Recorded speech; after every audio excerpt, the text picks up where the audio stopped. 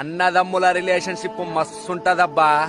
ఒకరికొకరు మాట్లాడుకోరు, ఎప్పుడు తిట్టుకుంటూ ఉంటారు, గొడవ పడుతూ ఉంటారు, ఒకరంటే ఒకరికి పడదు. కానీ తమ్ముడు జోలికి వస్తే అన్న ఊరుకోడు, అన్న జోలికి వస్తే తమ్ముడు